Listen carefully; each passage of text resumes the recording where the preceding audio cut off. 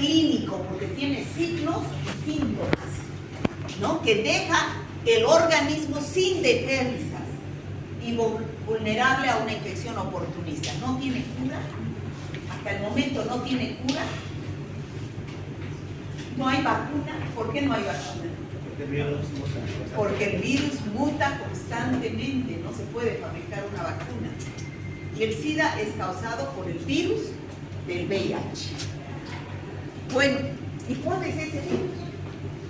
Ese es el virus. Fíjense, es un virus igual que los demás, pero tiene algo particular. ¿Qué tiene de particular? Ya saben ustedes que todos los virus deben tener cápside y ácido nucleico. Este tiene cápside, que es esta, y tiene su ácido, esta es la cápside y tiene su ácido nucleico, que es ARN. El ácido nucleico del virus del VIH es ARN. ¿Conocen algunos virus que sea su ácido nucleico ADN? ¿No? El de la hepatitis B es ADN, por si acaso. El de la hepatitis A, ARN. ¿No? O sea que en diferentes virus hay diferentes tipos de ácido nucleico. Este es ARN. ¿Qué más tiene de particular este virus? Mírenlo. ¿Qué tiene que los otros virus no tienen?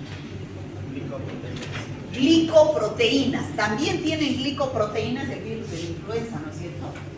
Neuraminidasas y hemoglobininas son sus glicoproteínas. Este tiene glicoproteínas que se llaman GP120 y GP41. Ahorita vamos a ver. Bueno, este virus pertenece a la familia Retroviridae. Esa es su familia, Retroviridae. Género lentivirus. ¿Ya? El virus del VIH hay dos tipos, VHS1 y VHS2. Niña, usted, dígame, ¿a qué familia pertenece el virus? ¿Usted?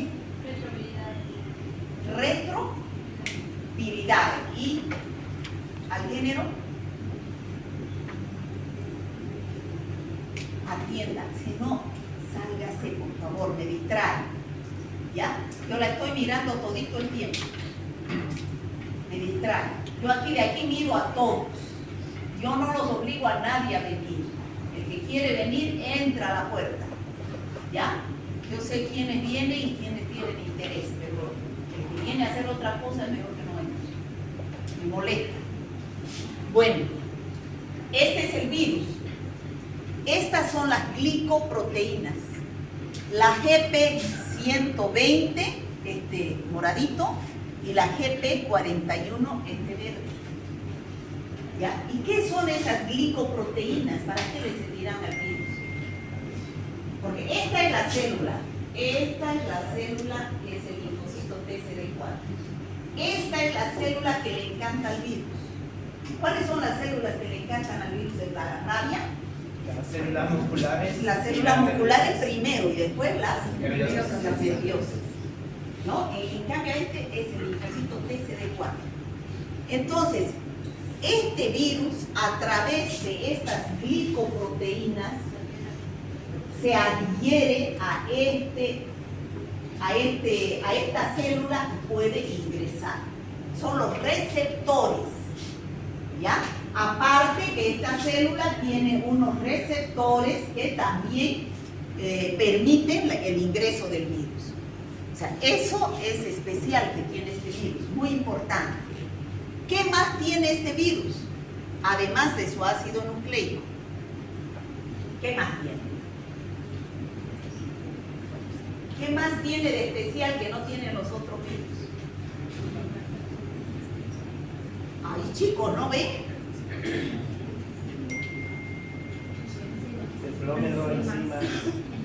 Enzimas. ¿Qué enzimas? Importantísimas. Tiene 3 enzimas. Una que se llama integrasa, otra que se llama transcriptasa inversa y otra que se llama proteasa. Esas 3 enzimas tienen especial importancia en este virus, en el proceso de replicación viral. ¿Ya? En la cápside del virus, en la cápside, que es esta azul, se encuentra una proteína llamada P24. La proteína P24. Importantísima también esa proteína P24. Se van a recordar después. Entonces, ¿ya lo han recordado? No lo han recordado. ¿Ya lo han conocido el virus? ¿Sí? Bueno. Entonces, ¿cuáles son las funciones de esas tres enzimas que dijimos? Transcriptasa inversa, integrasa y proteasa.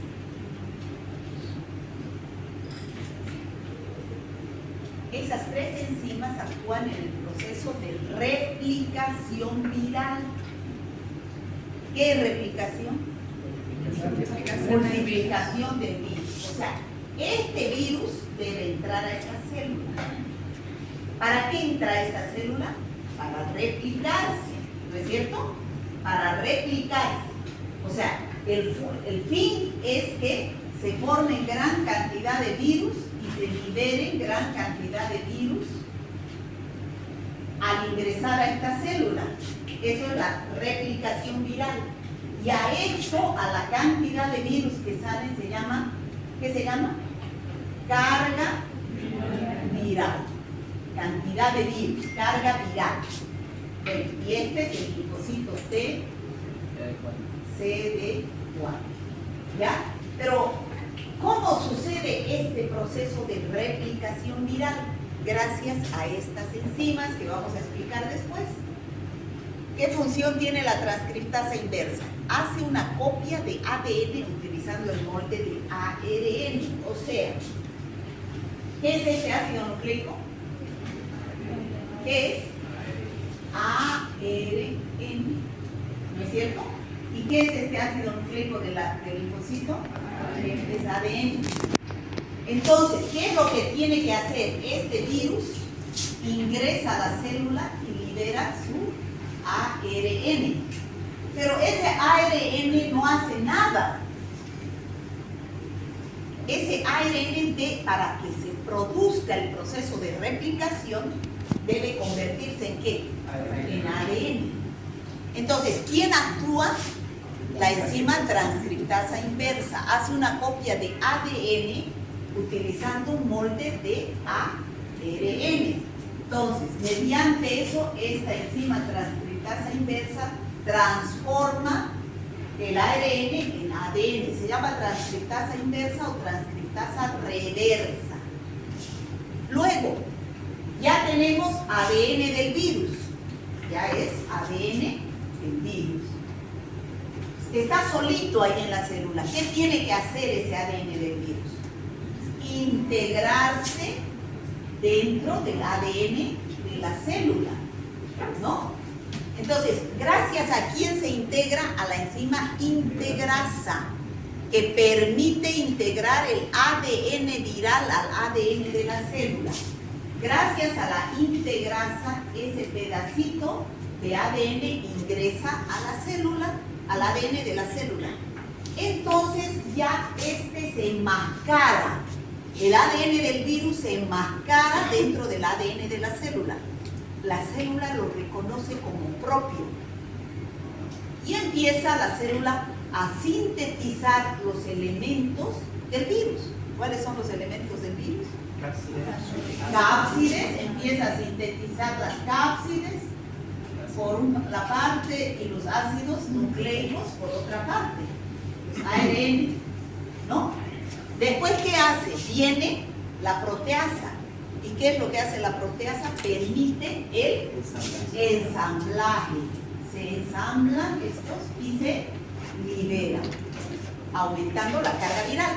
Entonces, ¿qué va a suceder como al final del proceso de replicación? Aumenta la carga viral. ¿Y qué va a suceder con el linfocito TCD4? Muere. Y así estos van a ir a infectar a otro linfocito TCD4, cada uno de estos. Y al final, ¿qué va a pasar? Van a ir aumentando estos y van a ir disminuyendo los linfocitos TCD4. ¿Se entiende? Entonces tenemos dos parámetros. Linfocitos TCD4 y carga viral. que actúan en forma inversamente proporcional. ¿Qué significa eso? Que a medida que aumenta la carga viral, disminuyen los linfocitos TCD4. Y entender esto es entender SIDA. ¿Se entiende eso? ¿Sí? Bueno, entonces, ahí está el proceso de replicación que acabo de decirles. Aquí tenemos al virus. El virus ingresa, este es su ARN. Ese ARN se debe transformar en ADN por acción de la transcriptasa inversa o transcriptasa reversa. Este ADN de doble cadena tiene que insertarse al ADN de la célula mediante la enzima integrasa. Entonces recién empieza, después de que se integra, la síntesis de nuevos materiales del virus. Se van formando los ácidos nucleicos y las proteínas que forman parte de la cápside se van ensamblando gracias a la proteasa y se liberan nuevos virus. ¿Está claro? ¿Sí? Bueno, de otra forma, ahí tenemos el virus que gracias a la proteína GP120 y GP41 ingresa al linfocito. Este es el linfocito TCD4 y el receptor de la célula ingresa, ¿no? ¿Y qué va a suceder una vez que ingresa?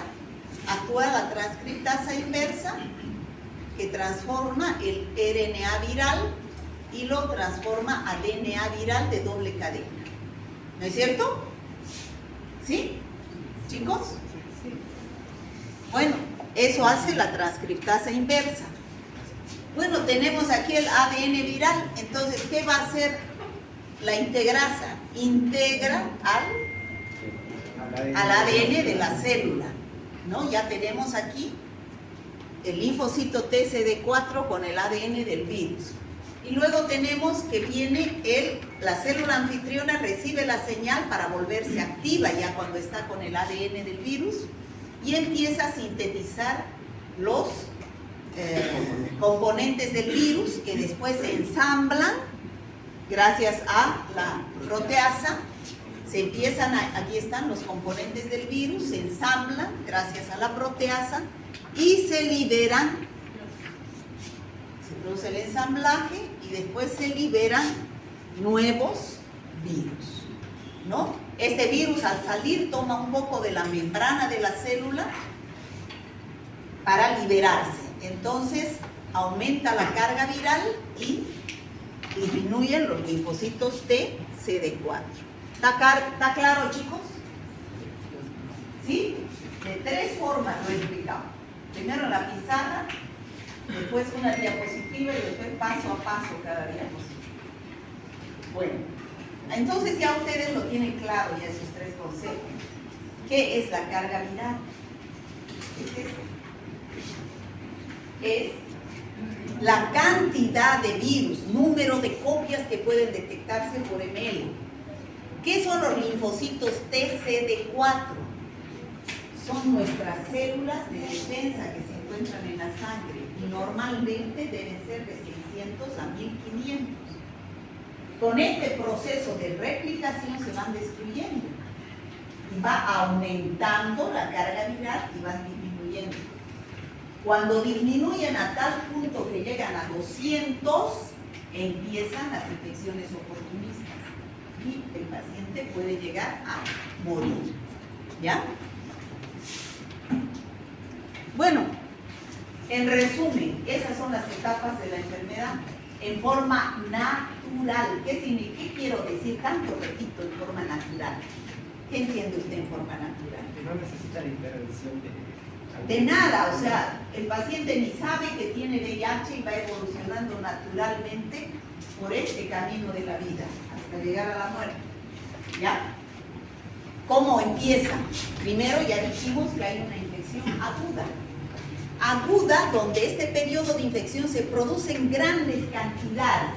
O sea, que en este periodo, vamos a ver aquí en la evolución de la enfermedad, en esta evolución de la enfermedad, cómo van comportándose la carga viral y los linfocitos T y CD4, que son los dos parámetros. En este periodo agudo, el virus se replica al inicio en estas 2 a 3 semanas y después cae. Al replicarse el virus, ¿qué pasa con nuestras defensas? Los linfocitos T y CD4 caen, ¿no? Y después se mantienen. Bueno, entonces, en esa primera etapa se producen grandes cantidades de VIH. Hay harta replicación viral, ¿no? El virus usa células CD4 para hacer copias de sí mismo y destruir esas células durante el proceso. Debido a esto, el número de células CD4 puede disminuir rápidamente. O sea, que desde que ingresa se tiene la relación sexual, que es el más común, se tiene la relación sexual, las primeras 2 semanas aumenta en gran cantidad la carga viral y disminuye los linfocitos CD4. Pero eso da síntomas, pero totalmente inespecíficos. El paciente puede simular que tiene una gripe, fiebre, puede tener adenopatías, mialgias, artralgias. O sea, si viene a su consultorio el paciente y les dice, ustedes no van a sospechar que sea VIH, ¿por qué? Porque puede ser un dengue, el comiso de cualquier infección viral. No le van a pedir ningún análisis, a no ser que les diga anoche o hace una semana tuve una relación dudosa. Quiero que me haga alguna prueba. Y vamos a hablar de las pruebas. ¿Qué pruebas pedir en cada etapa? Ya, para no equivocarse. Bueno, en esa infección aguda no hay ningún signo o síntoma específico. Después entramos a la latencia, que dura ¿cuánto tiempo? 8 a 10 años que ese paciente transcurre sin ningún síntoma. ¿Cómo está la carga viral? La carga, los linfocitos subieron, pero después se mantienen 8 a 10 años. Las células TCD4 bajaron, pero después también se mantienen 8 a 10 años. Entonces, ¿qué sucede? Todavía está activo, pero se produce a niveles muy bajos y posiblemente el paciente no se enferme ni tenga síntomas. En esta etapa, peor todavía, ¿qué vamos a saber que el paciente tiene VIH? Hasta que llega a la etapa SIDA. Entonces, después de 8 a 10 años, la carga viral se incrementa y los linfocitos T bajan hasta niveles de 200 por milímetro cúbico y empiezan las enfermedades oportunistas en la etapa SIDA, que dura 2 a 3 años y muere. A ver, contéstenme.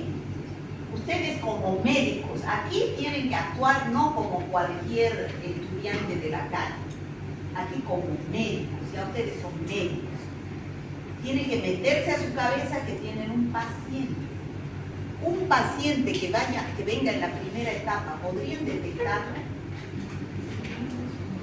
Ustedes saben que para hacer un diagnóstico hay la parte clínica, epidemiológica y los métodos auxiliares, que en este caso el laboratorio, ¿no es cierto? Por la parte clínica, ¿podrían detectar a un paciente en esa etapa? No, es inespecífico. Por la parte epidemiológica, ¿podrían tener sospecha de ese paciente? Sí. No, por eso hay que preguntarle todo en la anamnesis al paciente. ¿Qué le preguntarían? ¿Tuvo alguna relación sexual dudosa? ¿No? Después, si usó condón, si se usa las drogas endovenosas, le ven los brazos, él va a decir, ¿no? Pero ustedes tienen que revisar, pues, ¿no? No creer a los pacientes así, si es un homosexual, si tiene alguna, si es una trabajadora sexual, un trabajador sexual también hay ahora, ¿no? Entonces, ustedes tienen la parte epidemiológica, es importantísimo para saber saber qué pedir en el laboratorio y confirmar su diagnóstico, pero eso es muy raro, ¿no? Que llegue un paciente y ustedes lleguen a pensar en eso, ¿sí o no? A ver, ¿quién muy rara vez va a un paciente y dice, tuve hace una semana una relación dudosa y quiero que me pida los análisis para saber si tengo VIH? Difícil, ¿no es cierto? Entonces, generalmente el paciente llega a esta etapa, pero en esta etapa peor, pues chicos, ¿cómo se va a descubrir que tiene VIH en esta etapa que ni síntomas tiene?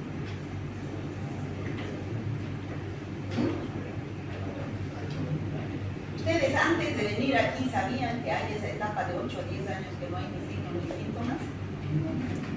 ¿No? Imagínense peor, que estudian medicina, peor que va a ser los estudiantes de Derecho. Ni idea, ¿no es cierto? Van a pasar su vida de 8 a 10 años sin saber que tiene el VIH. ¿Cómo se descubre? Yo tengo experiencia de que miles de casos se han descubierto, pero por casualidad. ¿Cómo? Que le piden para el trabajo. Al trabajo. Para entrar a un trabajo le piden que se haga la prueba de VIH. ¿Cuántos chicos así de su edad han ido al laboratorio, se han hecho acá sangre para medicina del trabajo, ¿no? Para hacer sus pruebas laborales? Le salió positivo y el chico buenísimo, simpático y lindo. Pena, pero positivo, ¿no? En esa etapa. O que para viajar necesitan que se haga la prueba del VIH, hay países que necesitan esa prueba, casualidad. O si no, que para entrar a una cirugía, es protocolo pedir la prueba de VIH, ¿no? ¿Para qué? Me imagino que con cualquier paciente se debería aplicar las máximas normas de bioseguridad, porque cualquiera es sospechoso de tener una enfermedad, pero se pide para tener mayor cuidado, ¿no es cierto? Usar dobles guantes, tener más cuidado y no pincharse o no salpicarse, me imagino, ¿no? Entonces, por casualidad se descubre en esta etapa, pero una gran casualidad, ¿no es cierto? Es una gran casualidad, por eso periódicamente deberíamos hacernos la prueba de VIH. ¿Para qué? ¿Para qué si no tiene cura? Pero hay algo que se puede hacer. Evitar esto. Ese paciente va a recibir un tratamiento, se lo deriva al programa IPS-SIDA, se llama, en Bolivia. Y en Bolivia se le da los antirretrovirales. Se llaman antirretrovirales. ¿Por qué se llaman antirretrovirales? Porque el virus pertenece a la familia Retroviridae. ¿Y anti qué significa? Contra los retrovirus. ¿Ya? Yo ayer a un auxiliar le escuché decir, se le da los retrovirales. No se llaman retrovirales. Si fueran retrovirales no serían en contra, ¿no es cierto? Vaya a destruir, no a destruir, a inhibir la replicación. Entonces son antirretrovirales, lo estoy recalcando. Antirretrovirales, porque no es lo mismo decir Cristo que anticristo, ¿no es cierto? No es lo mismo, ¿no es cierto? Entonces, antirretrovirales van en contra de los retrovirus, pero no los destruyen. No existe, ya saben ustedes, ninguna antiviral que destruya los virus. ¿Qué hacen? Solo inhiben la replicación. Todo ese proceso lo inhiben, haciendo que haya menor cantidad de virus y mayor conservación de los linfocitos T, CD4. ¿Ya? Eso. ¿Y qué lo hacen los antirretrovirales? Inhiben la replicación, y al inhibir la replicación prolongan ese periodo de por vida. Mientras sigan tomando esos antirretrovirales que son gratuitos en Bolivia por ley, que dan el programa IPS-SIDA, son carísimos los medicamentos, pero el Estado los subvenciona. Entonces, eso los mantiene por vida. Yo conozco gente que vive con el VIH. Vive, ¿qué significa? Vive, paciente ¿no? Paciente que vive con el VIH-Sida y ya es padre, madre y vive normalmente, pero de por vida tiene que tomar los antirretrovirales, que son 3 medicamentos mínimo 3 medicamentos y son tóxicos. O sea que tiene que tomar, pero de por vida para mantenerse así. Aquí está más facilito lo que les he dicho. Fíjense cómo evoluciona el virus del VIH desde el punto de vista del laboratorio, es decir, tomando en cuenta estos 2 parámetros. Esto, como les decía, estos 2 es importantísimo para entender VIH-Sida. ¿Qué son los azulitos? Son las células linfocitos TCD4. ¿Son buenas o son malas? Buenas. Buenísimas. ¿Y qué son los rojitos? Ese es el terrible, ¿no? Es el virus. Entonces, en una persona normal que no tiene VIH no hay virus. Hay células. 1, 2, 3, 4, 5, 6, 7, 8, 9, 10, digamos. En una persona que ya es infectada, ingresa a su sangre el virus del VIH, ¿qué pasa en la etapa aguda? ¿Qué pasa en la etapa aguda? ¿Cómo están los virus? ¿Aumentan? Aumentan en gran cantidad, hay gran replicación y disminuyen como consecuencia los linfocitos TCD4. Durante la etapa de latencia, hay virus en la sangre, pero no se replica tanto.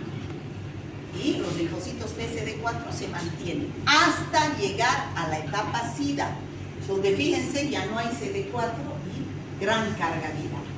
¿Se entiende? Ahí está más facilito.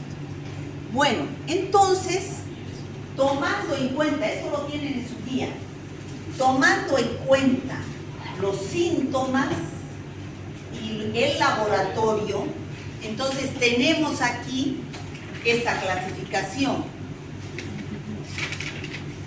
La categoría clínica, o sea, por los signos y síntomas, la etapa 1 o A, etapa 2 o B, etapa 3 o C. Y la etapa 4 o ya es SIDA. ¿Ya? Eso clínicamente. Y tomando en cuenta la cantidad de linfocitos TCD4. ¿Cuánto es normalmente? 600 a 1500. Fíjense, cuando está mayor a 500, todavía es la etapa A1, de 200 a 499 A2. Y cuando ya llega a A3, cuando está menor de 200 y por lo tanto ya es la etapa SIDA, ¿no? Todos los con A2, A3, B3, C3 ya es etapa SIDA porque los linfocitos TCD4 están menor de 200. Fíjense las características clínicas. En la primera etapa es asintomática o inflamación de los nódulos linfáticos. Puede haber pérdida de peso, manifestaciones mucocutáneas, infecciones recurrentes, o sea, totalmente inespecíficos los síntomas. Ya aparecen las enfermedades oportunistas, que son varias, ¿no? Hemos dicho que atacan virus, parásitos, bacterias, hongos. Puede el paciente empezar con una diarrea crónica, por ejemplo. ¿Qué es diarrea crónica? Más de 15 días. Entonces, ¿quién es el parásito que produce esas diarreas crónicas en pacientes SIDA? Han debido llevar en parasitología. ¿Quién es? Cryptosporidium parvum. Ya es un parásito que produce diarreas crónicas. ¿Qué es crónica? Más de 15 días. ¿Ya? También neumonías como el neumocystis jirovecii, neumocystis carini. Bueno, empiezan las infecciones oportunistas. Cualquiera, hasta la gripe puede ser. ¿Ya? Entonces, ahí está lo que les decía. En la primera etapa, en la etapa aguda, sube la carga viral, baja los linfocitos T. Durante los 8 a 10 años se mantienen más o menos estables hasta que en la etapa SIDA sube nuevamente y baja los linfocitos T. ¿Ya?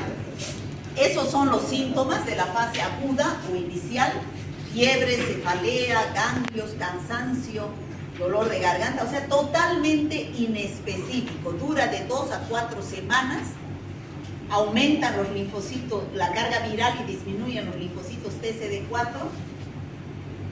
Pero ustedes, si viene el paciente hace una semana o 2 semanas o 3 semanas tuve, ¿qué le quiere saber que le pidan ustedes, doctores, una prueba de si tiene VIH? ¿Qué le pedirían? Ustedes saben que para diagnóstico,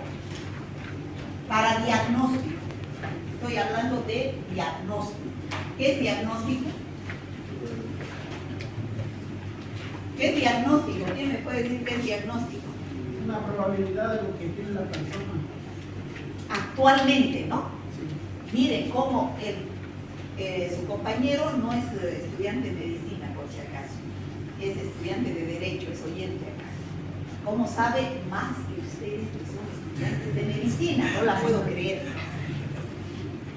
Un diagnóstico es el estado actual en que se encuentra cualquier cosa, no siempre se habla de medicina. Esto es un diagnóstico.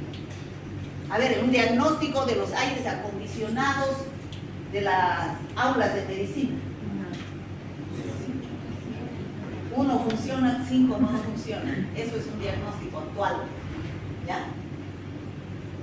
Eso es diagnóstico. Para hacer diagnóstico de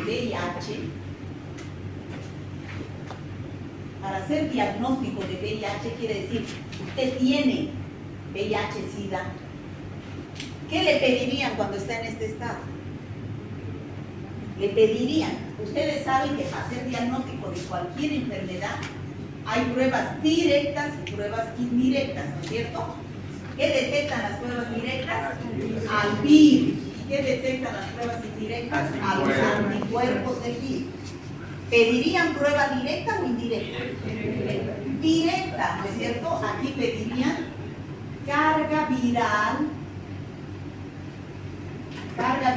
o pedirían la proteína P24 que está en la cápside del virus, pero es una prueba directa.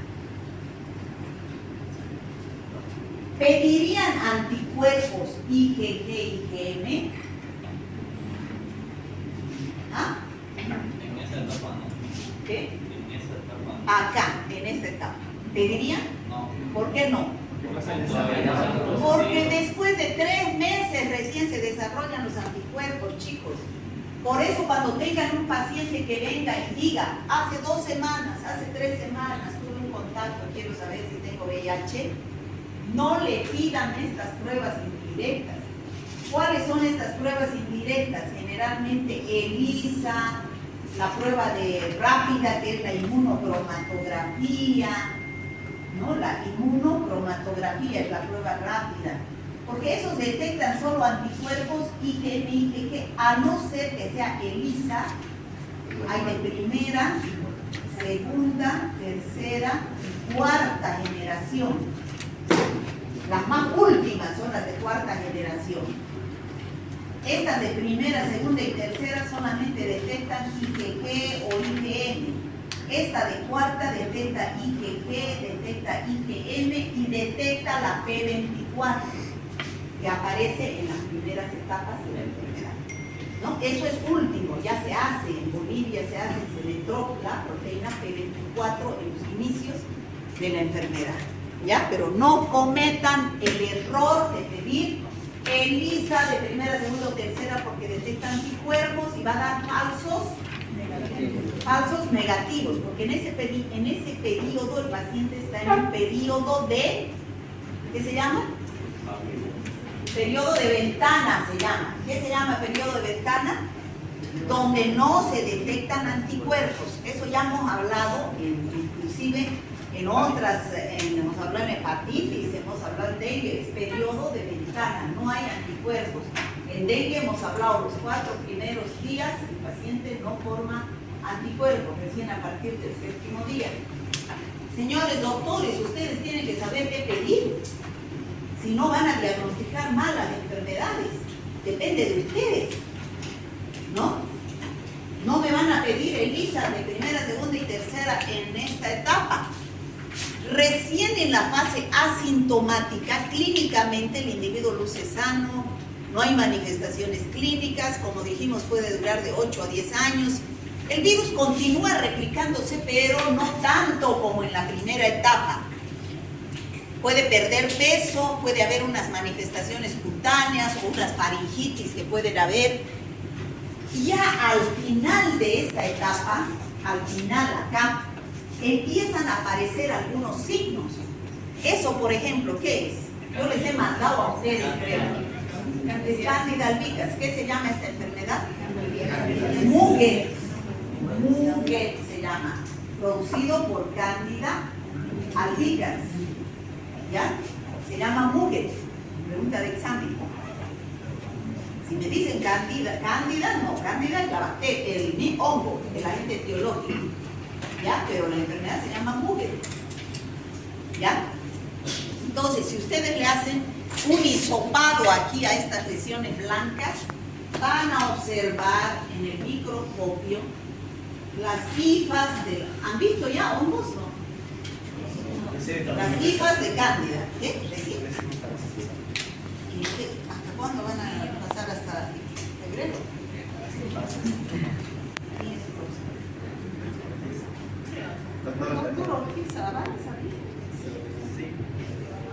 O sea, en la materia se llama micología y parasitología, ¿no?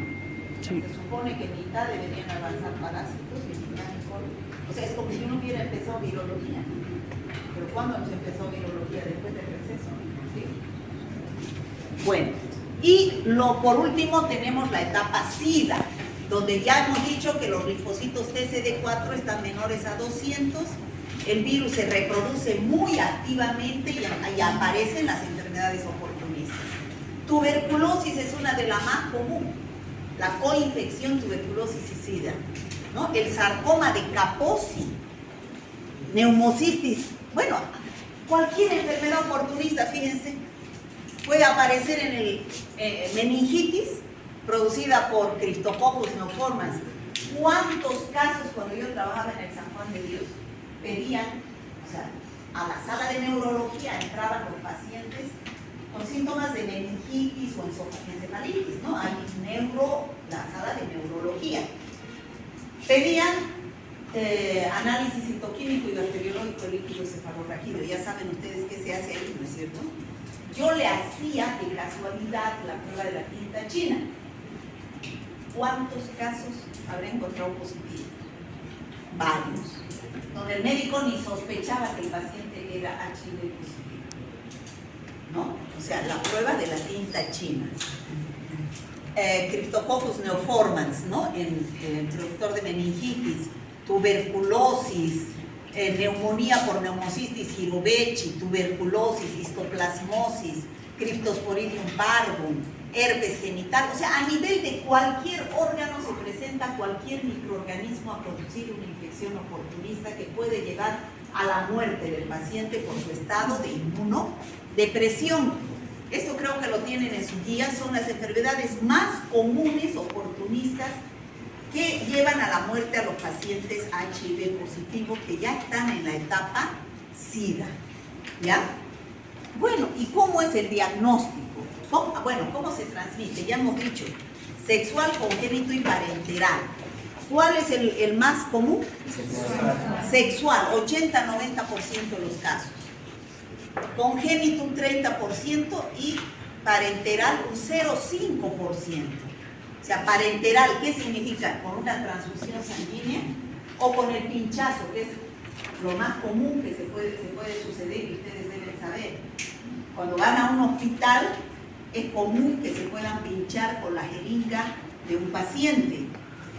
Entonces hay riesgo de que pueda haber la transmisión por vía parenteral, pero es muy baja, 0,5%. Entonces eso es un accidente laboral. Entonces hay protocolos para seguir qué hacer en esos casos. Ustedes deben correr a emergencia y decir me pinché. Entonces en emergencia tienen el antirretroviral que deben darle durante las primeras 6 horas para evitar la replicación viral. Y además hay que sacarle sangre al paciente del que se pincharon y a ustedes también. Y hacer las pruebas para VIH, para el diagnóstico de VIH. Imagínense que el paciente dé negativo, ¿será la causa de la infección? Y ustedes den positivo. ¿Ah? ¿Qué suponemos ahí? Estaban nomás enfermitos ustedes. Que el paciente nada que ver.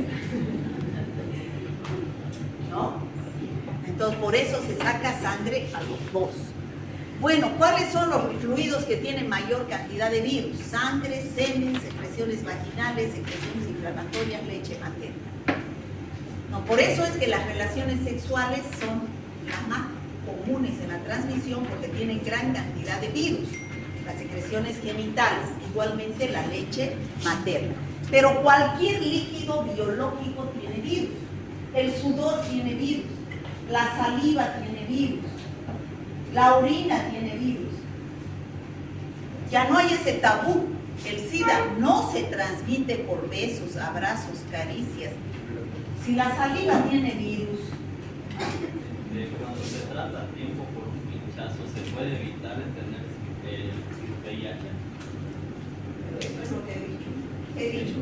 Se tiene que aplicar eso. Tiene que ir a la emergencia a hacerse aplicar el antirretroviral. ¿No? Eso. No puede que. Se va de familia. Se puede hacer tratamiento a la embarazada. Se puede hacer tratamiento al recién nacido. Se puede. Entonces en la etapa 1 se podría decir que hay cura. Algo así. En la etapa aguda, cura no hay. O sea, no cura, pero sino que se puede. Si es la primera 6 horas, sí. Si es la primera 6 horas. ¿Ya? Pero en la etapa aguda no hay. Lo único que se hace es inhibir la replicación y el virus está en la sangre. Ya después de las 6 horas. Bueno, si el virus está en la saliva, no se transmite a través de un beso. ¿Por qué? Porque tiene que estar en la sangre. No, está en la saliva. Si se besan. Exactamente. Muy poca carga viral hay en la saliva y en otros líquidos biológicos que no sean sangre y líquidos genitales. Se dice que debe haber un intercambio en un beso, debe haber un intercambio de 3 litros de saliva para que haya suficiente carga viral para transmitirse VIH, ¿no? O sea que no pase mucha saliva. Diagnóstico de laboratorio. Esto lo van a ver mejor en práctica. Ya les he dicho. Hay el diagnóstico, que es decir, que usted es un paciente que vive con el VIH o es un paciente que ya está en la etapa SIDA. Eso es el diagnóstico. Pero también hay el pronóstico. ¿Qué es el pronóstico? A ver, díganme, ya que no supieron qué era diagnóstico, ¿qué es pronóstico? A futuro, ¿no es cierto?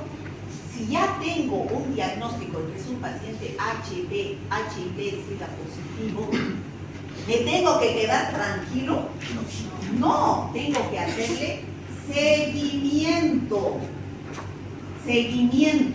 para saber cómo está su sistema inmunológico. ¿Y con qué le hago el seguimiento? ¿Qué le pido? Estas dos son la clave para hacer seguimiento.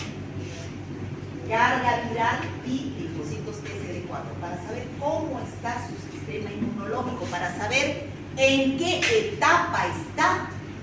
¿Ya?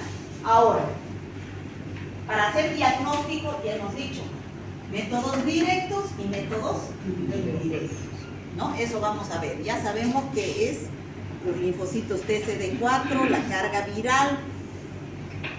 Exámenes. Ya hemos dicho, los que miden antígeno y anticuerpo, el ELISA, el Western blot, las pruebas rápidas que también se llaman inmunocromatografía, ¿ya? Y para hacer seguimiento, la carga viral y los linfocitos TCD4. Fíjense, ese es el esquema de qué deben pedir de acuerdo a la etapa de la enfermedad. Pero es saber en qué etapa de enfermedad está, hacer una buena anamnesis. Cuando vaya su paciente, tienen que saber en qué etapa de la enfermedad está en base a esos 3 pilares fundamentales, ¿no es cierto? Eso es lo que ustedes tienen en todas las enfermedades, clínica, epidemiología y laboratorio. Fíjense, estos son los meses, estos de meses, ¿no? Meses creo.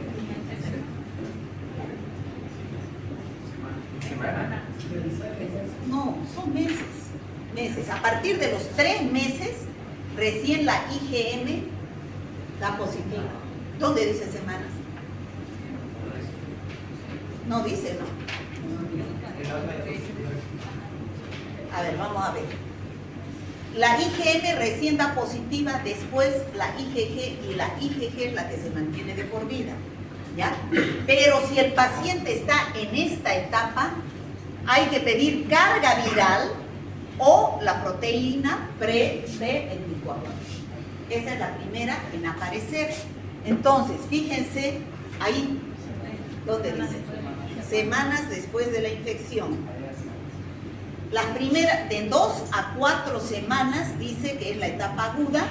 Miren, fíjense a partir, lo primero que se alza es la carga viral, el ARN. Esto es la P24, que es la proteína que se detecta por ELISA de 4ª generación.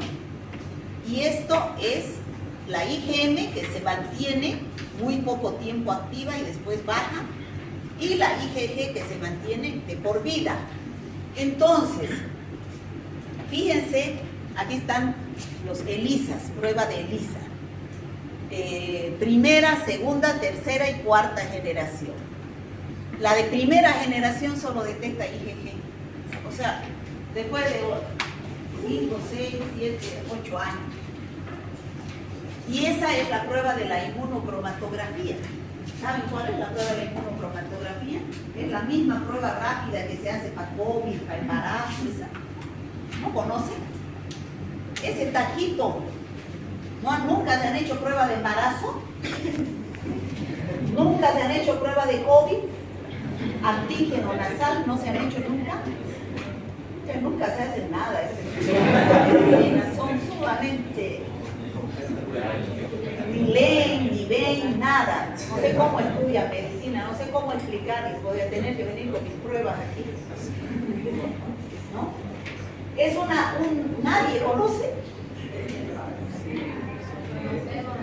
Es como la embarazo y chiquitito. Esa, como la prueba de embarazo. Es un cosito así rectangular que tiene un huequito donde se coloca la sangre, las gotitas de sangre o suero del paciente.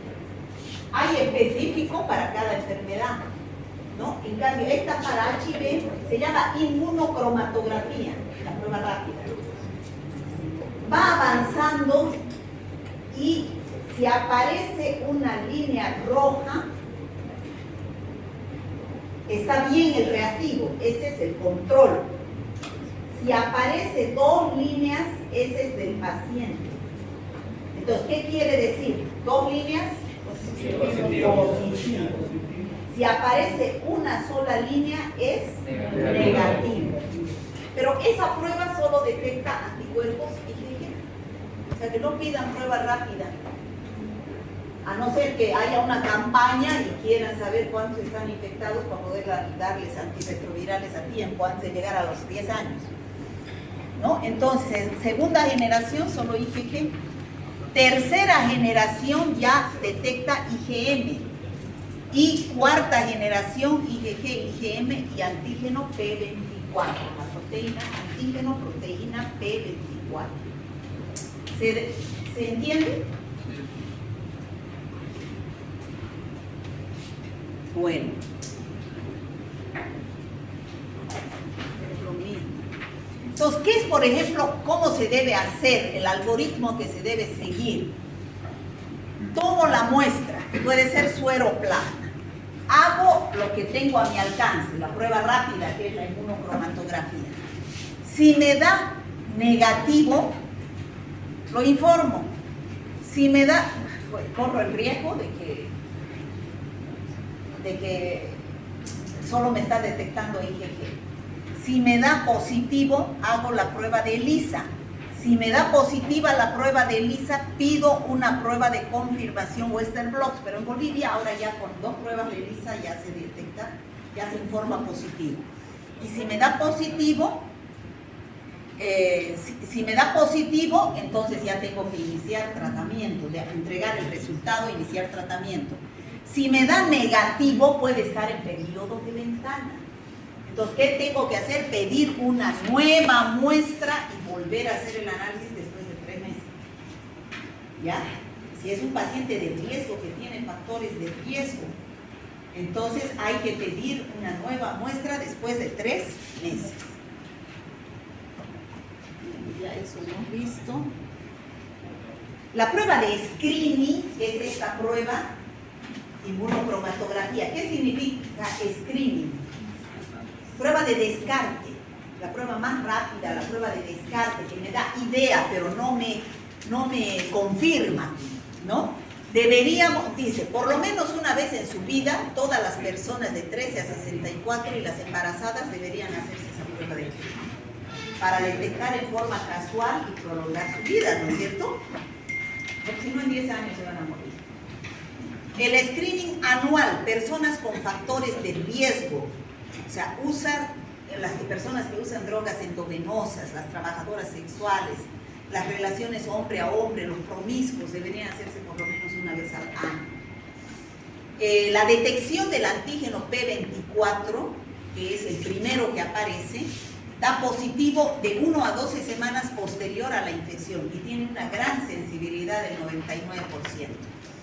El RNA por PCR da un rango de 20 copias por ml, ya saben, al inicio de la infección. Y los linfocitos TCD4 no son diagnóstico, ¿qué son? Pronóstico. Hacer seguimiento para ver cómo están los niveles del... bueno, esto es lo mismo, ¿no? ELISA de primera, segunda, tercera y cuarta generación, que es lo que detecta en cada caso. Bueno, ¿y cómo es la situación en Bolivia? ¿Cuál es el departamento que mayor cantidad de pacientes VIH positivos tiene? Santa Cruz. Hasta en eso le gusta VIH. Todos los virus, todas las bacterias, todos los parásitos hay en mayor cantidad, ¿no? ¿Y quiénes son? Se ha visto quiénes son los que más tienen. A ver, los azules. Los hombres. ¿Por qué creen que los hombres? ¿Por qué creen los hombres? Por homosexuales. Porque son infieles, por eso.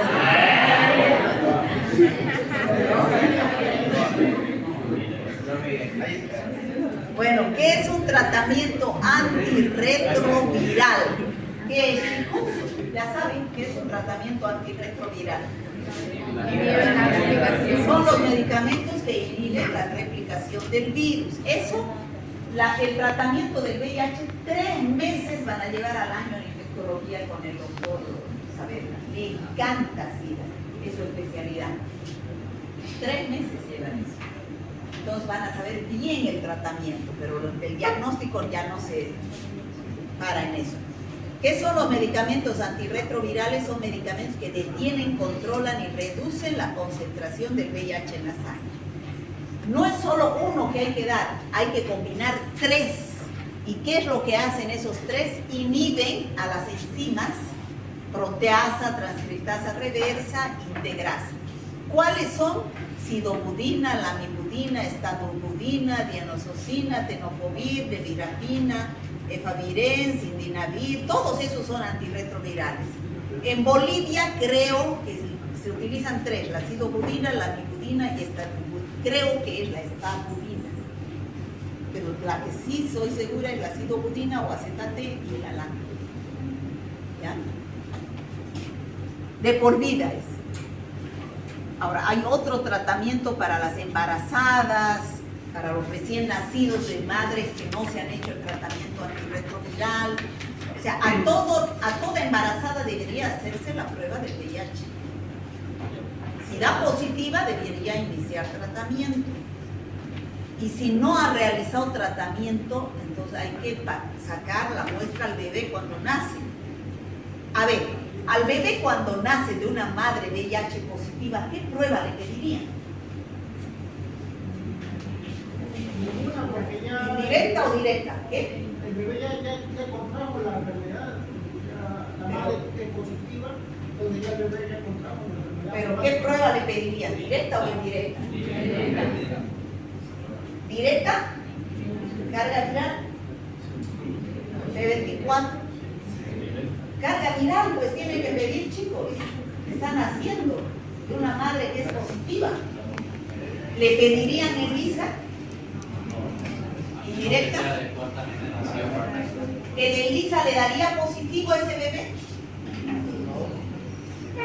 ¿Qué dice? Piense. El ELISA que detecta IgM, IgG, ¿no le daría?